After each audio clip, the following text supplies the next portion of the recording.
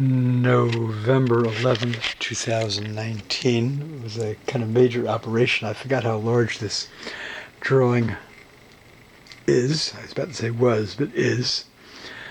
In the Under the Wing series, portrait of Fiorella Anticoli, who was a Jewish girl from Rome who played the accordion. I first saw a photograph of her with her accordion at the Children's Museum at Yad Vashem in Jerusalem. Might have been at my first conference there in 1999, and I knew immediately I wanted to draw her. And later I got a copy of Susan Zuccotti's book on the Italians and the Holocaust, and her photograph was in there with an attribution to the CDEC, the Center for Documentation Ebraico, something or other, in Milano, and I ordered a print of the photograph from her. And it's been exhibited once at the Hillel Center at the University of Washington, Seattle in 2013. I remember one friend asked me, no wings? Well, no wings. I just drew a partial portrait of her and her right hand on the accordion keys in ink, with a lot of pointillist dots and a lot of fine line cross-hatching. More dots there, so on. Dots, cross-hatching, and so on. Kind of blue wash in the background. And after unframing it earlier today, I decided to... First I was thinking of maybe a wing or two, but I decided on music, which I'm doing this video before I frame it, just to... while I have the music out, just to document which music from where. And I'll start with this, which I did first. And I was using, unfortunately, an ink I bought the last couple of years, which was supposed to be permanent ink, but when I was adding some gouache, like watercolor to it, it ran, so it was non-permanent, and that ink is now going into the garbage. I hate when the manufacturers say it's permanent and it ain't. It isn't.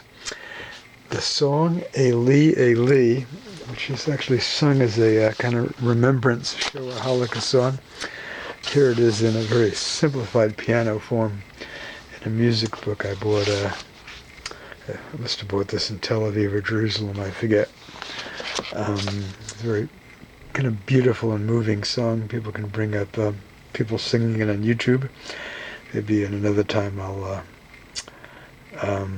record myself playing the piano and singing it, since I play the piano and I sing Eli, Eli.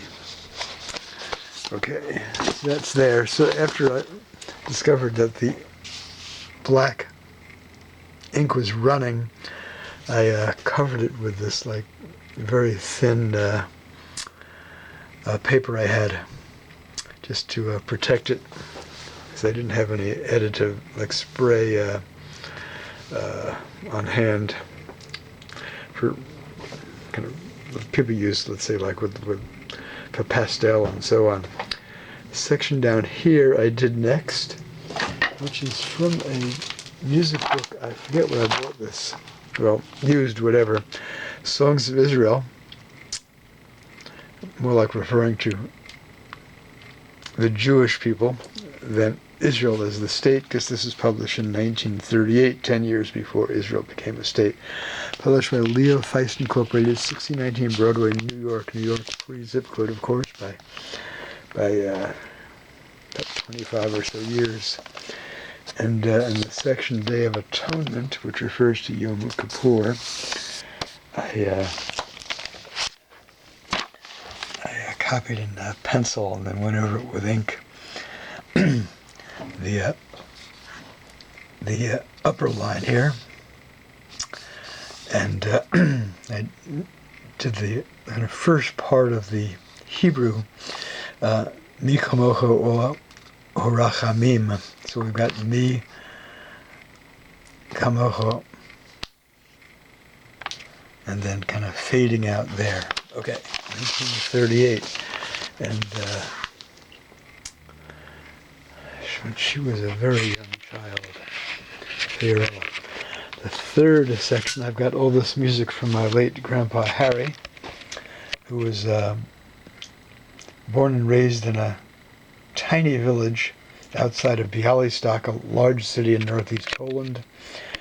And he emigrated to London around 1903 and then on to the United States around 1905. And among others, his mother was murdered. I don't know if she died, perished in the ghetto, or at Treblinka, which is where most of Białystok's, I'm forgetting now, it might have been Treblinka, one of the Nazi mass murder, death, extermination camps. My Grandpa Harry's brother, Liebel, who had moved to Berlin, was married to a woman named Hindel from around Vilna, Lithuania. They had 2 children, born in 1923 and around 1928-29, both first cousins of my mom, and all 4 of them, Liebel, his wife Hindel, and their 2 children vanished into the abyss. This work here is part of the Shoah trilogy with a work about Dietrich Bonhoeffer and a work about Elie Wiesel. All right. So this, of all the various music I have of Grandpa Harry's, this one was the shortest, and I almost thought of kind of adhering the whole thing on there, but decided against that, and I copied it. The first music line I copied, I tore the bottom of the page, which was blank, and did it right on there, first in pencil, and then I went over it with ink. It's in transliterated Yiddish, Die Golden Schere, words and music by H. Graff, and he wrote cheerful, misspelled, Cheerfull. Actually, it's an interesting spelling for cheerful because it makes more sense than the English, which is American English, which is probably the same in Britain, Canada, and so on, which is Cheerfull. And it actually makes more sense linguistically, etymologically, as cheerful with 2 L's, full. Yes, indeed. Anyway, and I wrote the transliterated Yiddish in English letters, at least for the first line, but I didn't do it for the others. Anyway, this is to be reframed now. Grandpa Harry's music back in sleeves. I'm hoping sometime to find a klezmer musician interested to perform some of that. And actually, I like it a lot better compositionally now.